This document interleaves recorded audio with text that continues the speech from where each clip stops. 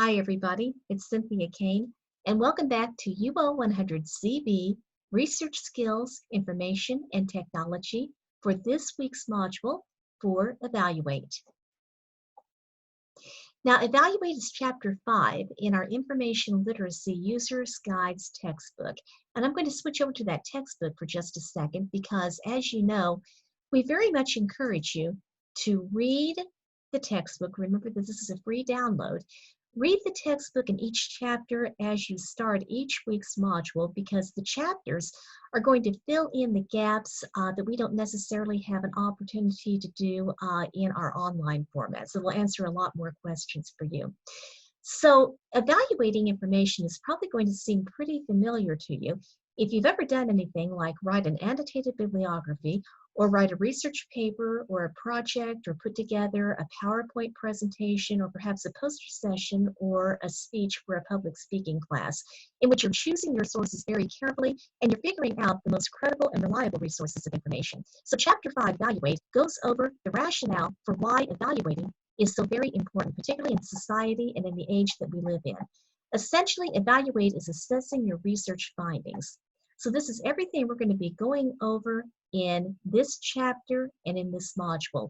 Reading critically, identifying key points and arguments, and in particular, assessing the quality, accuracy, relevance, bias, reputation, and credibility of the resources that you find. This chapter in particular is going to relate very closely to learning assessment number 3 that you will have an opportunity to complete for this week's module. So we'll switch back over here. And again, these are all the different points that we're going to be covering in this week's module. So some points to keep in mind for this week is that not everything online is unreliable and not everything in print is reliable. And that just simply means that you really cannot rely completely upon the format of an information source in order to figure out if it's going to be useful for your information need or not. It has absolutely nothing to do with the format. It has everything to do with the content of information within that format. So what we're going to be doing is showing you why evaluation is crucial to help you make sense of the information that you need in the context of your research topic, to help you gather up the most appropriate information for your research topic, and most important, if you are constantly evaluating and assessing what is good, what's reliable, what's credible, what's accurate, as opposed to what's not credible and what's not reliable, you are actually going to be saving yourself time in the long run. Trust me, there's nothing worse than getting to a point where you have a lot of articles or a lot of websites, and you sit down and you're ready finally to write that research paper or do that PowerPoint presentation. And as you start doing that, you suddenly realize that pretty much everything that you've gathered is really not going to be that good. And that project or that PowerPoint presentation is due the next day. You don't want to be in that situation. But if you learn the questions to ask on evaluating, you can save yourself a lot of time in the long run. So this is what we're going to be going over. On pages 66 and 67 of our textbook, that outlines a lot of different sources, information sources, such as social media, news articles, magazine articles, scholarly articles, and books. I think this is especially relevant given what's going on right now with the coronavirus pandemic. I don't know about you, I'm feeling a bit overwhelmed right now by all the information that I'm getting on social media. And sometimes I almost have to take a break because it seems like every post might contradict the one before it. This is dangerous. No, this is dangerous. We're, in this terrible time. No, it really isn't that bad. This is where I think we can get very overwhelmed if we're not careful. And in this context, social media may not be the best source for a lot of information that we're getting about the coronavirus. Yes, social media is great for pushing out credible sources of information, but at the same time, everything gets pushed out at us so quickly that we may just, again, have to step back and take a little bit of a break.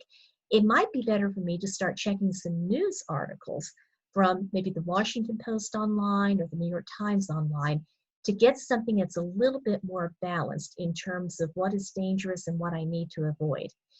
Now, again, with what's going on right now with the coronavirus, magazine articles, scholarly articles, and books are going to be a little bit too dated. They're really not going to have the information that I need to keep up currently with what's going on.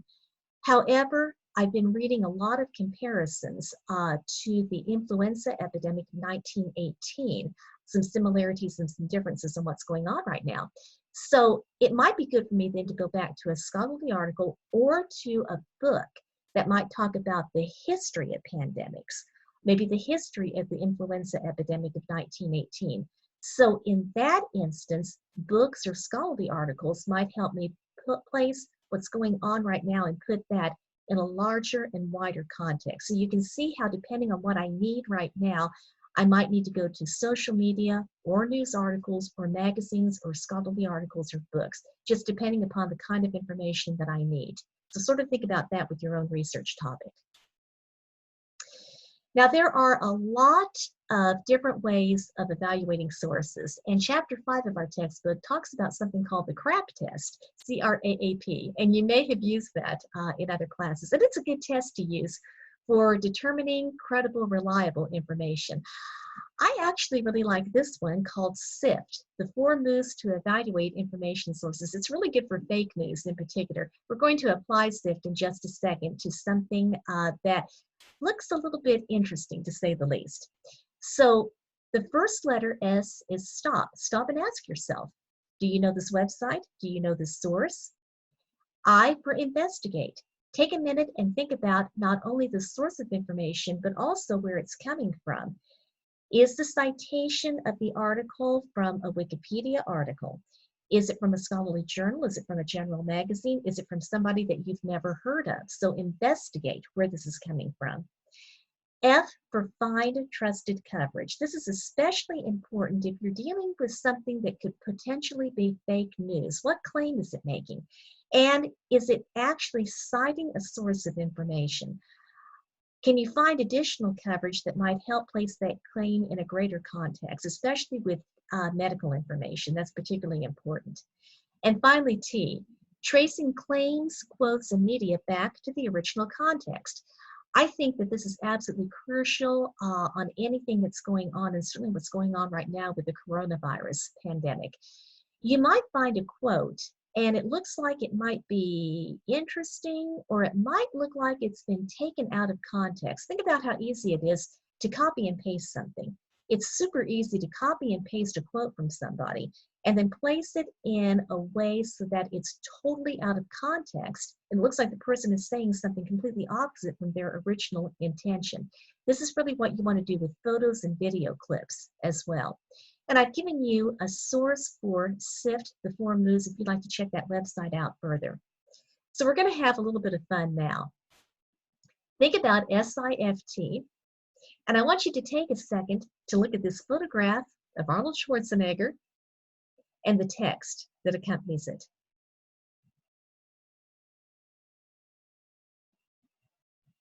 Think about what the photograph looks like, and then think about what the text is saying. And also think about, do you think that this photograph is real or is it photoshopped? And there's also a lot of quotes in this text. Do you know where the quotes are coming from?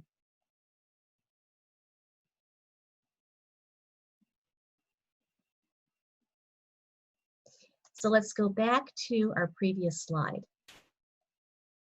The SIFT. So right now we're stopping and we're asking ourselves, do we know this website? Do we know the source of the information? This is actually a post that I found on social media a while back. So we don't really have a source. We don't really have anything. We have a lot of quotes, but we really don't know the context. Where did this come from? Where did this photo come from? So if we do the I for investigate and the F for finding trusted coverage, we're going to have to dig a little bit deeper, because this text is quoting that Arnold basically wrote that he had this photograph taken, and he wrote how times have changed. And supposedly, when he came back to the hotel, he could always have a room reserved for him. But then when he was no longer governor, he no longer had a hotel room. And he's saying, do not trust your position or the amount of money you have, nor your power, nor your intelligence. It will not last. Think about the emotions that this is trying to evoke when you read something like that. And finally, with the T, tracing claims, quotes, and media back to the original context. Has this been taken out of its original context, from its original source, because it sounds good or it sounds controversial? Well, we're going to find out. So what we're going to do now is go to a source called Snopes, which you may be familiar with. And we are going to look at an article from Snopes that talks about, was Arnold forced to sleep outside a hotel that he had actually helped open? Well, we're going to find out a little bit more about this. And if we look at Snopes, at Snopes.com, we'll be able to see that there's a photo. And it turns out that this photo actually, it's real, but it's been miscaptioned, which is kind of interesting because I don't think the photo looks all that real, but it is real. And it has an elaborate but false backstory. So there's the photo again. And it turns out that the photo was taken in January 2016 when he was shooting a film, and he posted it to his Instagram account as a joke. So he really did have the photograph taken, and then he posted as a joke how times have changed. This is not in front of a hotel. It looks like it's probably in front of a convention center. The photo is real, the statue is real, him sleeping in a sleeping bag is real, posing in front of the statue. But other than that, somebody took this out of context and made something up. So that's a good application of SIFT in action. So let's go back over here.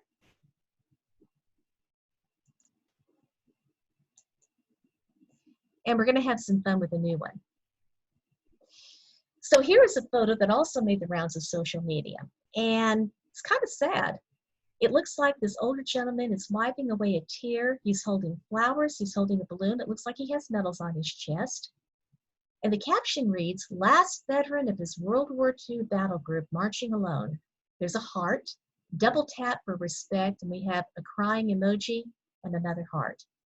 Again, what kind of emotions are evoked by something like this? And let's go back to SIFT again. We're stopping, we're investigating. We need to find some trusted coverage, and we need to trace some quotes back to their original context. We don't know where this photo is from. We don't know the location. We don't know the date. We don't know anything about this. Maybe it was a parade because it looks like there's quite a few people on the street. There's a crowd, but we really don't know anything else. So let's do the T on tracing claims back to their original context.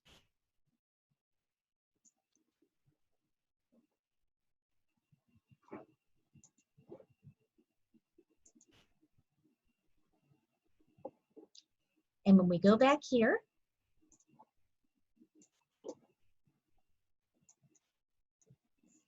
here's the mystery veteran who won the internet's heart. How many people will share this hero? But there is some confusion.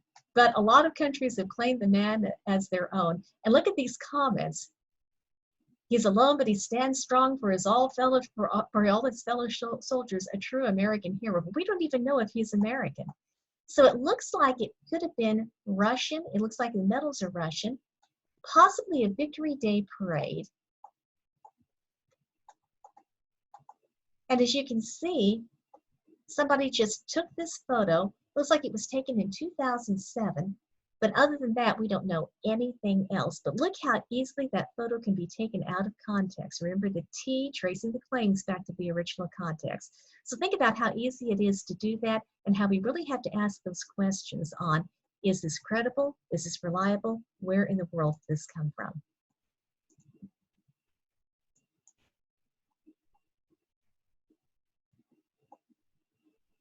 So there are some helpful sites for evaluating fake news. We've looked at Snopes, and another one is called factcheck.org at www.factcheck.org. I'm going to go back to that one for just a second. And I do encourage you to check out these sites, because what you're going to see with factcheck.org is that, particularly now with the coronavirus pandemic, they're really checking out a lot of claims about different things that are said about the coronavirus. We can go to coronavirus coverage, correcting misinformation about the pandemic. And what I like about Fact Check is that it's a project of the Annenberg Public Policy Center. So it's a not-for-profit organization. They really are just trying to get some unbiased information out there about what's going on nationally and internationally. So I would really encourage you to check that out. Also,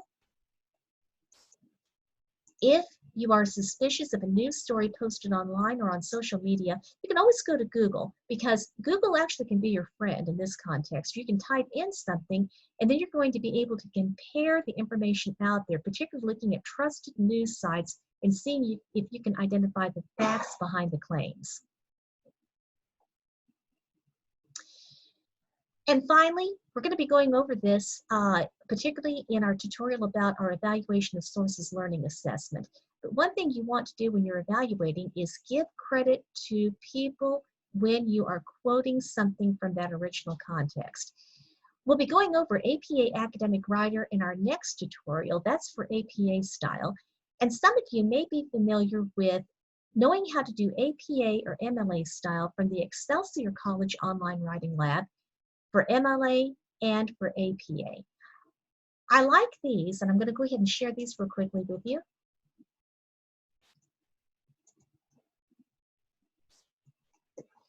Because these will let you actually go in under APA references, for example, and you can see how to do an APA reference for a print book, an online book, journal articles, and so forth.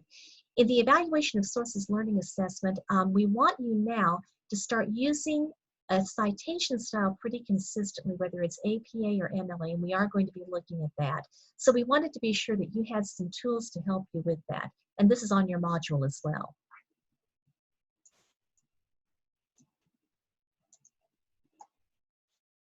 So now you're ready to move on to our next video tutorials, Manage, and then we also have a tutorial for our engagement activity and learning assessment for this week.